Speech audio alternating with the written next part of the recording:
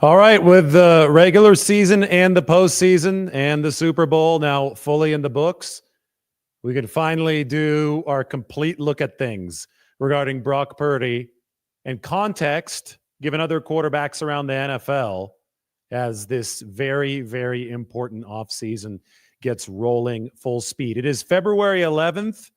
We'll know the size of the NFL salary cap within the next few weeks. Free agency in the new league year will begin after that. Brock Purdy is already eligible for a new contract extension, but we spent the entire postseason comparing his performances from the past two seasons with the performances of playoff quarterbacks this year.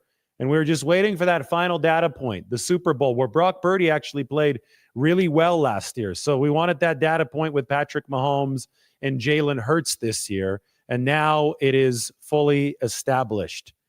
Football Insights on Twitter has got the playoff performances of the past 6 or 7 seasons since 2024 up on the site. You want to be further up and further to the right of this chart. As you can see, Jimmy Garoppolo struggled in the postseason. He's in the bottom left of this chart, but it's total QBR on the x-axis and it's EPA per play on the y-axis. We love QBR. It's the proprietary formula of ESPN, but it's going to include the scrambling proficiency of quarterbacks. It's going to include throw distance downfield, difficulty of throw. And Brock Purdy has scored really well in QBR ever since he joined the league. That's been the biggest difference in the statistical profile of Brock Purdy and Jimmy Garoppolo, is that he has been a top 5 QBR guy. Jimmy Garoppolo was only a top 5 QBR guy in 2017 before he tore his ACL. Anyway, this is playoff performance ever since 2018. That is obviously the first year of Patrick Mahomes performing in the postseason. Only Mahomes, Daniels, and Phillip Rivers have a better playoff QBR than Brock Purdy since 2018. Efficiency-wise, Purdy is at the top, essentially tied with Mahomes, Daniels, and Rivers. Before this Super Bowl, we were talking about Mahomes as the outlier, far and ahead of everybody else. But that was one of the worst Super Bowl performances ever delivered by a quarterback. And yes, by extension, you value what Brock Purdy was able to do last season and the season before that even more. He has yet to lay an egg in the playoffs, even though he entered as, a 22-year-old in the 2022 season. Might have been 23 by that point, just turned 23. But didn't have any experience, was reigning against the Seattle Seahawks in the wild card round of those 2022 season playoffs, and Purdy delivered one of his best games. Then he faced a ferocious Dallas defense. That was a real tractor pull against Dallas in the divisional round. And again, he managed the 49ers to victory. And then, of course, Hassan Reddick injured Brock Purdy in that NFC Championship game, so we didn't get to see him truly perform to close the 2022 season. The 2023 season saw the comebacks against Green Bay and Detroit, followed by the toe-to-toe performance against Patrick Mahomes. So really, really good football for Brock Purdy over the course of the postseason.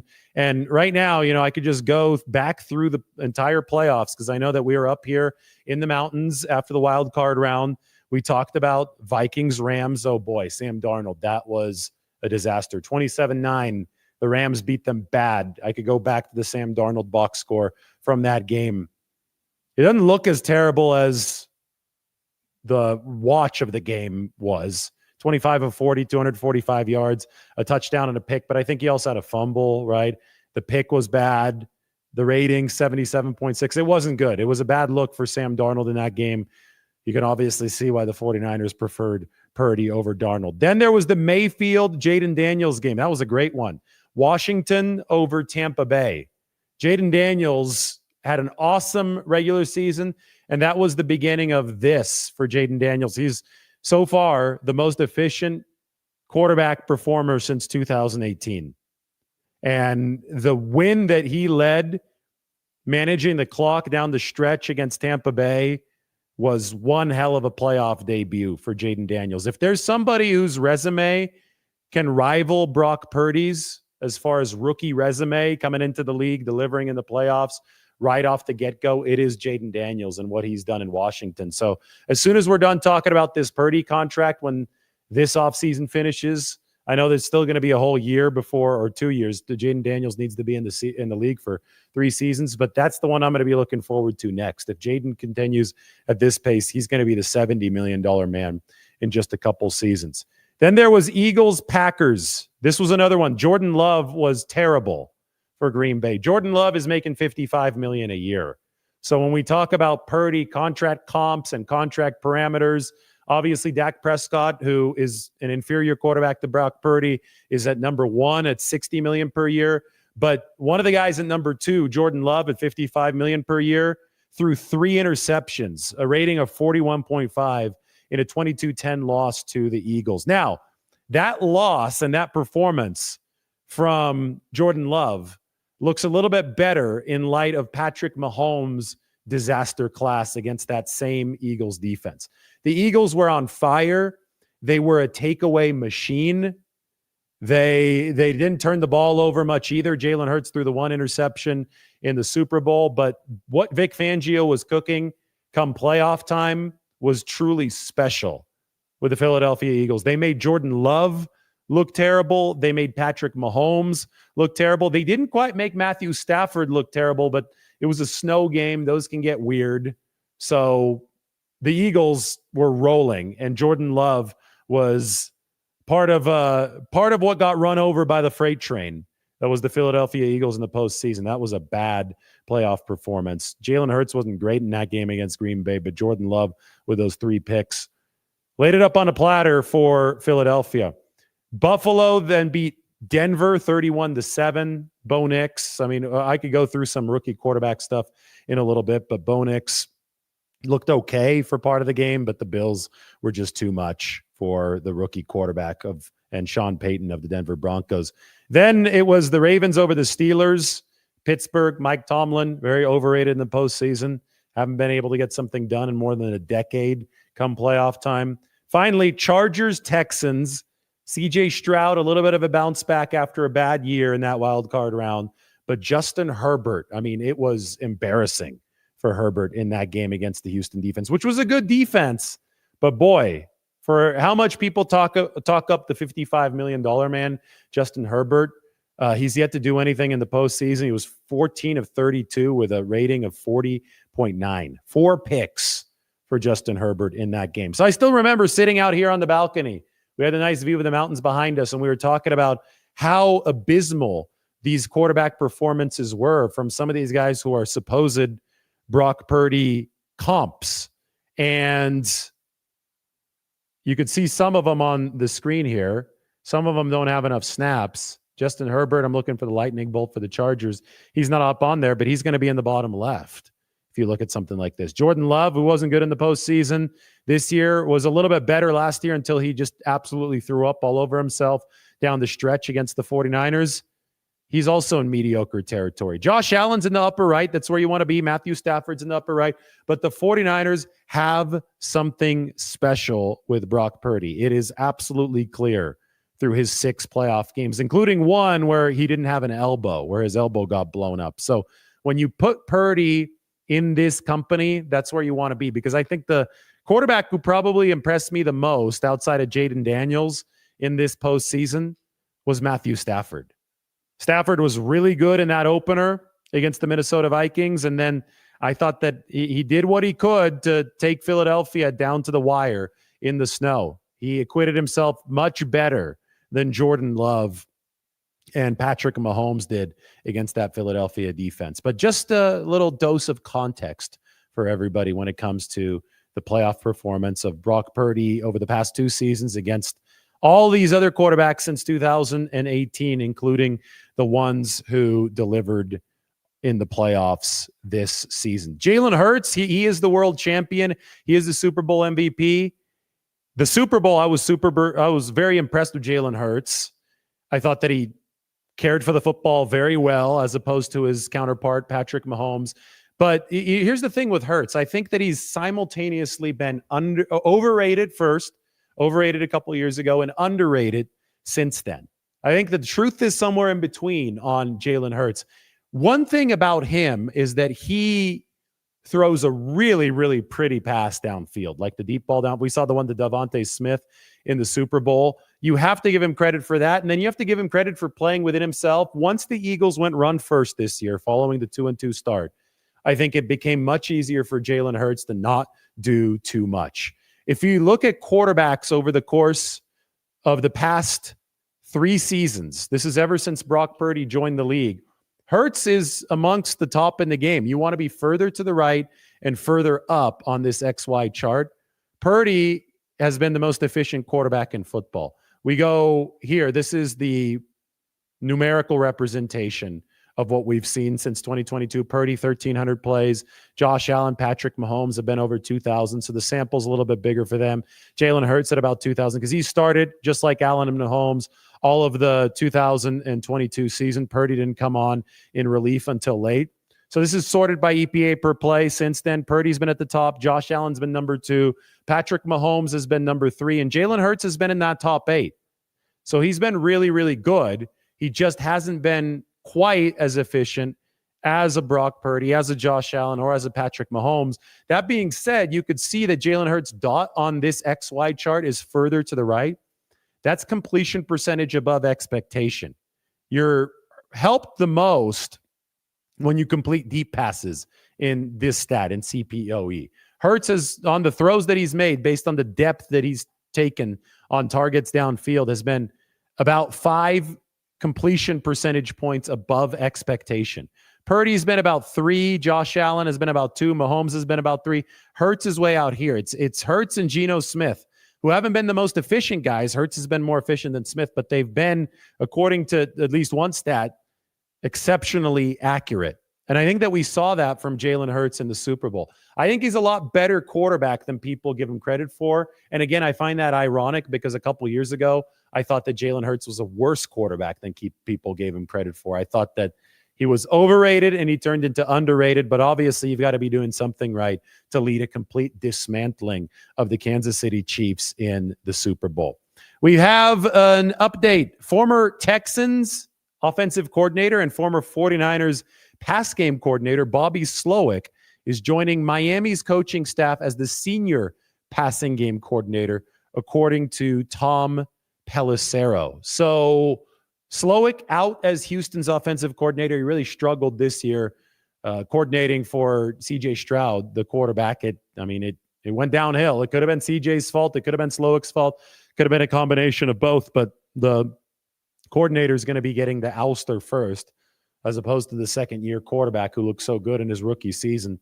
So Slowick is joining Mike McDaniel. It's a little 49ers reunion on South Beach in Miami as the senior pass game coordinator, which is essentially the same title, except you could tack on the senior that Bobby Slowick had with the 49ers. We speculated that maybe Slowick would head back to the 49ers, but we also said that it's probably going to be the Dolphins based on the McDaniel connection, obviously. Closer with McDaniel, his fellow assistant on the 49ers staff, than Kyle Shanahan, and that is indeed where Bobby Slowick is heading. So we got to talk about a few things today. We've got the playoff comps complete. Purdy's resume stacks up even better after we watched that Super Bowl with Mahomes and Jalen Hurts, but I do have to be very complimentary of Jalen Hurts. I thought that he managed games really well. And then his legs in the Super Bowl, my goodness, took it to another level. When they were up by 3 or 4 scores, it was Jalen Hurts' legs that completely slammed the door on Kansas City. And we saw Purdy with his legs do similar things in the postseason last year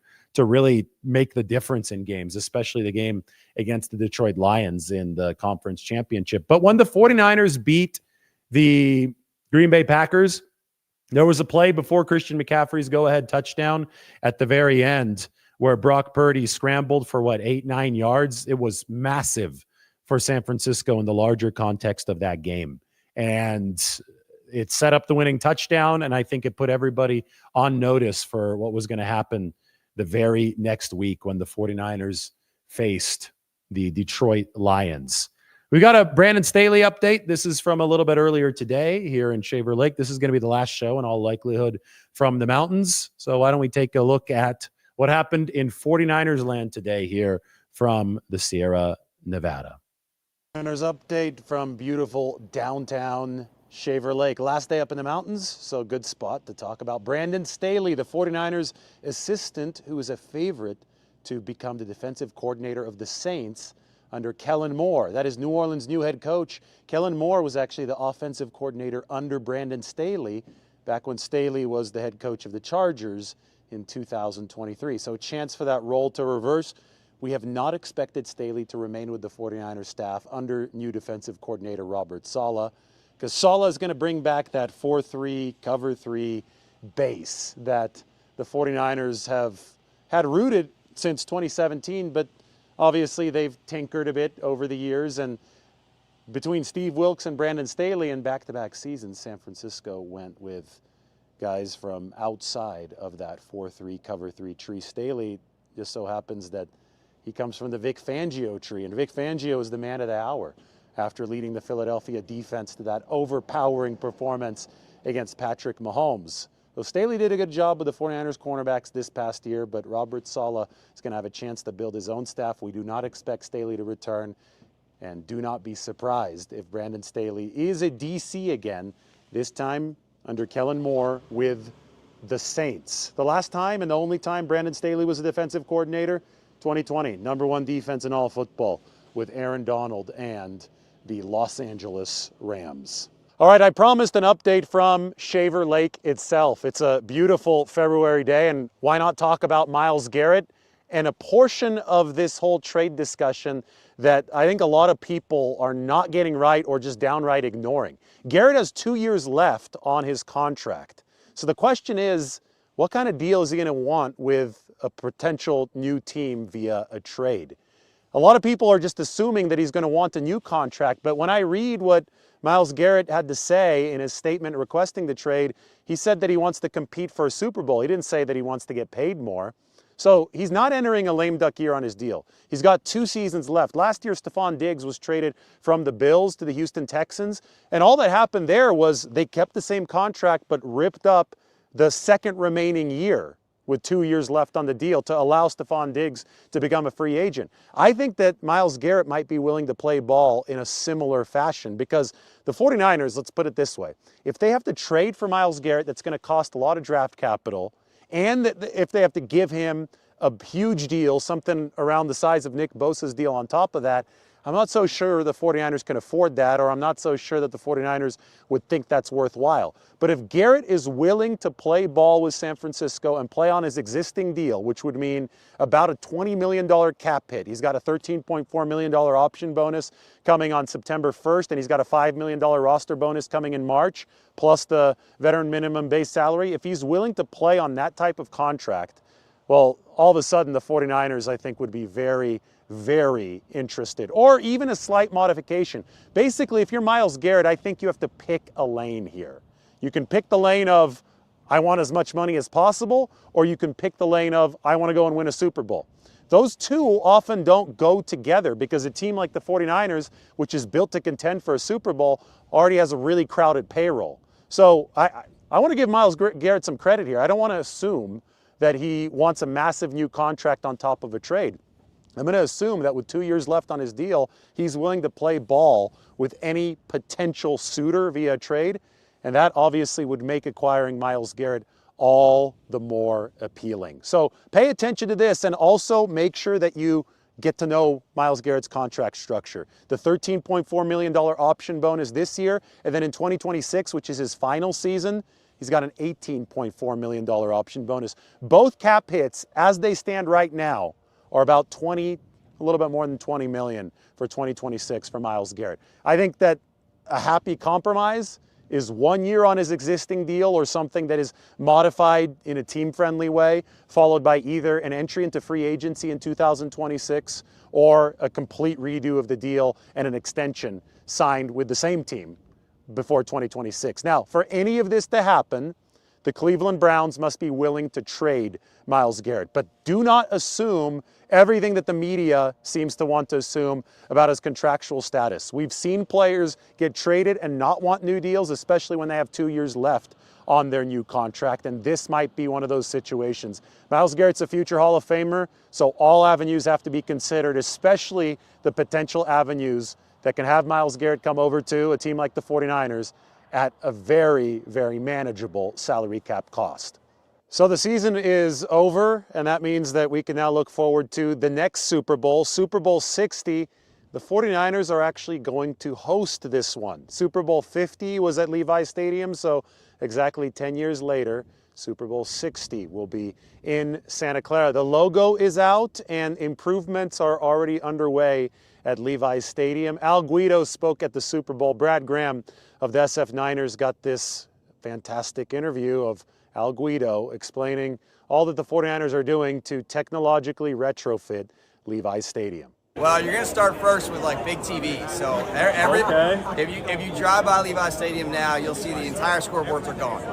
So are they? They're all gone. And so it's already started. It's already started. Okay. So all the digital footprint of the building is completely changed. And so when you walk back in next year, it'll be the largest square footage of video boards in the entire National Football League. So very, very different. You're going to see a bunch of new fan experience within the concession stands, the plazas, the parking lots. I give the York family a lot of credit, and this is on behalf of our fans. We've invested $250 million into that building since the day we opened to continue to enhance that fan experience. For all the Niners fans, we weren't perfect in year one. It's hard to open a venue. I thank you very much for your patience. We have made that a home field advantage. And just keep telling us where we got to get better. But for the Super Bowl, the good news is Super Bowl people will see it, but our fans will actually see it first. When they walk in August, all of those changes will be there. So that's $250 million invested into Levi Stadium. Much of that into the video board system, which is going to be extensive, maybe the largest in the NFL. Unfortunately, no cover for the east side of the stadium. That's been something that the 49ers have investigated over the years. But because the stadium is in the landing path of San Jose International Airport, just a few miles away, the FAA actually won't allow the 49ers to build the structure any higher. And any roof over the stadium, or even a canopy over the very hot east side of the stadium, especially early in the season, would make the building prohibitively tall. So the 49ers instead investing in fan experience. The video boards are going to be a new look at Levi Stadium. The Super Bowl, by the way, is going to utilize the entire region. You saw behind Al as he was speaking, Stanford was shown there. Obviously, the city was up there in many shots, but Stanford Stadium is probably going to be one of the practice sites for the 49ers. The city of San Francisco is going to be the party site. A lot of people are going to stay in San Francisco, head down 101 to the Super Bowl just like they did 10 years ago. It's going to be a showcase for the entire region. All right, I want to talk the 49ers defense. I'm not going to talk the 49ers defense. We're going to talk, that was the skiing video. That one was fun. We're going to talk about Deebo Samuel and where he might end up. Right now, Mike just sent me a tweet. This was from Adam Schefter. I could see Deebo Samuel in Baltimore. Any of those AFC North teams make sense. I could see Deebo Samuel in Baltimore. They like physical runners. They just added Derrick Henry. That worked out for them. Listen, I saw somebody saying, what excuse does Deebo Samuel have for not producing all that well this past season? I mean, he was in the hospital with pneumonia. He had an oblique injury. He's got plenty of reasons why this might not have been his best season. There are also plenty of reasons, even without considering that kind of stuff, why the 49ers might be better off moving on from Deebo Samuel, which is why it looks like a mutual parting of ways is coming down the pipe. But if Deebo Samuel can register a healthy offseason and then a generally healthy year, I know with his physical style, that's easier said than done. But if he's back in that physically trucking style that we'd seen him for half a decade with the 49ers, I think Baltimore makes a whole heck of a lot of sense. I agree with Adam Schefter on that. And then you wonder what the 49ers might be able to get in return for Deebo Samuel. Well, I talked about this on the radio today on KMBR with Greg Papa and Greg Silver. Deebo is under contract for one more year at $15.4 million with the bonus plus $1.2 million with the base salary. So 1 year, let's just call it $17 million for the next season. That's a solid rate. Now, Tory Dandy, his agent's involved already. That telegraphs that Deebo Samuel's going to want a new deal. I think one of the reasons that he asked for the trade, maybe the chief reason that he asked for a trade, is that the 49ers have chosen not to extend him entering this 2025 lame duck season. Any really good player in this National Football League is not going to be happy if they enter the lame duck season of a contract without renegotiating that contract. It is understood that good players like Myles Garrett, for example, has got 2 years left on his deal. It would be understood, even if he stayed with the Browns, that 2026, entering that season, he would want a new deal before playing. So Deebo Samuel doesn't have a new deal before playing. He obviously is in no position to hold out for one this offseason. He's been there and he's done that, right? Back in 2022.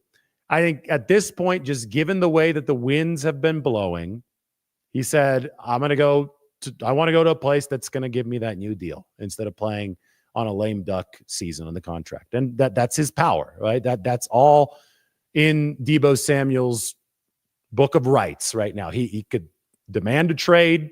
He could see if the 49ers oblige it. And from the 49ers perspective, they want to build the optimal weaponry around Brock Purdy. So they are inclined to oblige it. So assuming that happens, what can they get for Deebo Samuel? And you look at the $17 million in compensation tag for this 2025 season. Then you look at the fact that a team can probably lower that cap hit by negotiating a new contract, and Deebo Samuel's agent, Tory Dandy's already involved. I think that there's decent value to be obtained here by bringing in a 29-year-old Deebo Samuel onto your football team. You're not going to pay him as a superstar, but you can acquire the rights that the 49ers own, and then you can work on the contract yourself to make it fit within your cap situation. And you can have a player under contract, a former All-Pro at ages 29 and 30. Probably the last 2 years you can expect the play to be upper echelon play. You can have that player under contract for what cost draft capital-wise? What do you send the 49ers? Probably, Mike is theorizing in our chat here, 5th-round pick that can maybe turn into a third conditionally. I think the 49ers would be over the moon if last year people were talking about a 2nd-rounder and a 3rd-rounder for Deebo Samuel. Obviously, the 49ers didn't pull the trigger. We don't know how substantive those talks were. The price is going to be lower than that.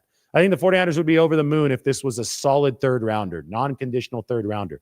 But given the way that last season went for Deebo Samuel, given the fact that there was the pneumonia involved, the oblique injury involved in week 2, just a weird season for the 49ers around Deebo Samuel. They're counting on him as more of a man-beating wide receiver than he typically is, right? They couldn't use him as the gadget weapon without Brandon Ayuk, without Christian McCaffrey up there. So given that, I think that the 49ers can, if this is a conditional pick kind of situation, I think they can be confident that Deebo Samuel will bounce back in some form if he's not on this team next year, and that he will satisfy whatever conditional pick criteria they put into a potential trade.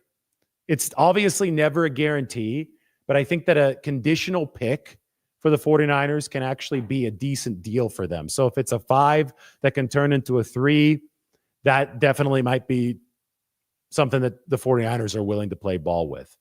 They could bide their time. They can wait here. The way that the $15.4 million option bonus works is if the 49ers don't pick it up by March 22nd, then it's going to vest into a base salary. So it'll just become base salary that's distributed by the game over the course of the regular season.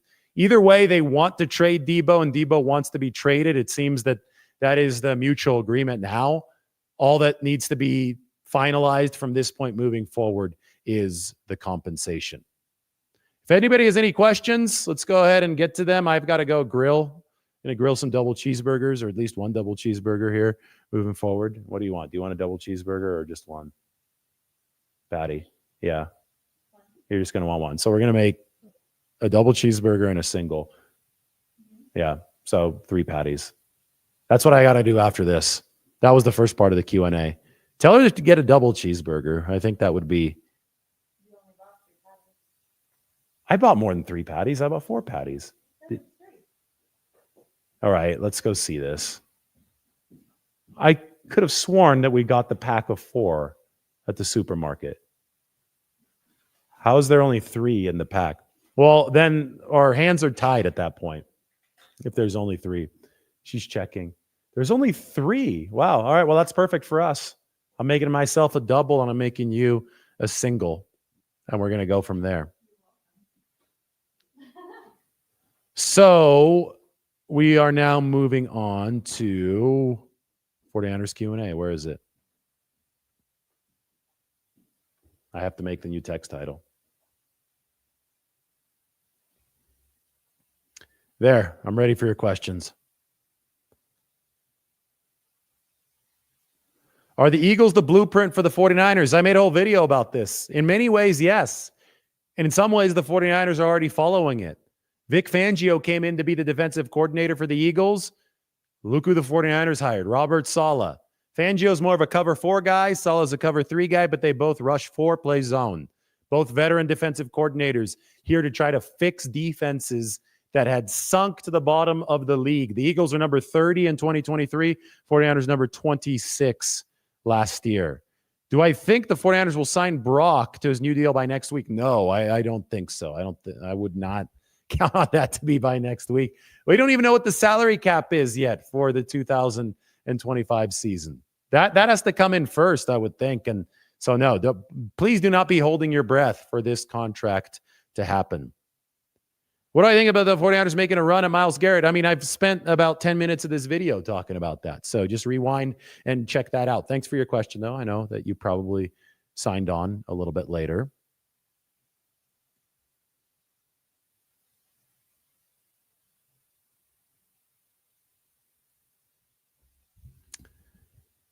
Let us see. This doesn't make any sense. Brock is better on paper than in a game. It's actually the opposite. Brock Purdy is better in a game than he is on paper. On paper, Brock Purdy was pick number 262. He's about 6'1". Doesn't run in a fast 40. People said that the arm strength wasn't great. That was the paper. That's the scouting report on Brock Purdy. What Brock Purdy has done in an actual game or through actual games is insanely better than where he was on paper. Look, upper right, very top. This is performance in actual games. So you got it the wrong way. I think you need to develop a better understanding of what paper and what performance in games actually means. Because in games, this is what Brock Purdy's done.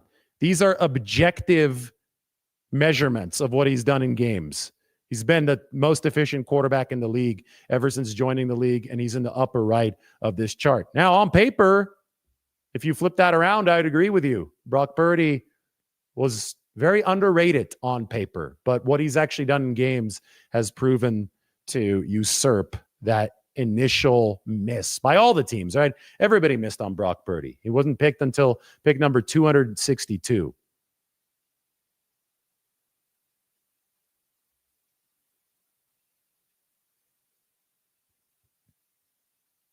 This is a good question. Can I go over the Eagles cap one day? Yes, I'm not really ready to go over the Eagles cap right now. I have to get some spreadsheets and all those things out. But bottom line, the Philadelphia Eagles have Jalen Hurts on a contract worth $55 million annually, which is a big deal. They have a triple bonus structure in that one, and they still have had room to build an awesome roster. The draft is really big. I get it. Howie Roseman has drafted, especially on the defensive and offensive lines, really well. But they signed Zach Bond, really good linebacker this past season. They've got good weapons at receiver. That hasn't just been the draft. I get Devontae Smith has been the draft, but they re-signed him early, and then they traded for A.J. Brown. So they've got weapons there. And then they brought in Saquon Barkley through free agency. So the Eagles are spending both money and draft capital in the right ways. And I'll go over their cap situation so we can see how the 49ers can model things over the course of this offseason.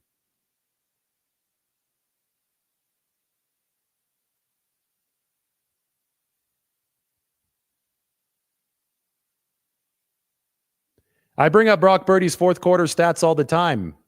You know where they are? They're right here. He's one of the best in the game. If you want Brock Purdy fourth quarter stats, how about you go back to the NFC Championship game where he came back in the second half and sealed the game against the Lions? How about the divisional playoffs against the Packers. That was the fourth quarter. Brock Purdy has come from behind to win games, and he's sealed games in the fourth quarter plenty of times. And I bring those stats up a lot.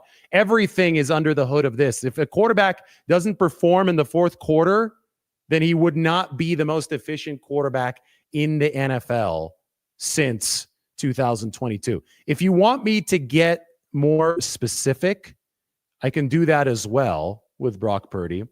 And I can tell you exactly where the EPA has been over the fourth quarter. I just have to load it on this sheet from Ben Baldwin. So this is the fourth quarter since 2022, since Brock Purdy joined the league. Who is the most efficient quarterback in the fourth quarter? Oh, Jalen Hurts. Who's the second most efficient quarterback in the fourth quarter? Brock Purdy. So you say that I don't bring up fourth quarter stats. Now I bring up fourth quarter stats, and I show you that Brock Purdy has been the second most efficient quarterback in the game in the fourth quarter ever since he joined the league. Literally number 2. I wonder what you're going to say next. Or are you going to log off right now? I think you're going to log off because you're here trying to say that I don't bring up fourth quarter stats, and then I literally bring up the stats that show that Brock Purdy is behind only Jalen Hurts in fourth quarter efficiency and accuracy. It's the EPA and CPOE composite since 2022. Yes. Niners all damn day is getting cooked. I have to go cook the hamburgers now too. So I just finished cooking Niners all damn day. Now it's time to go cook the double cheeseburger. We'll talk to you guys soon.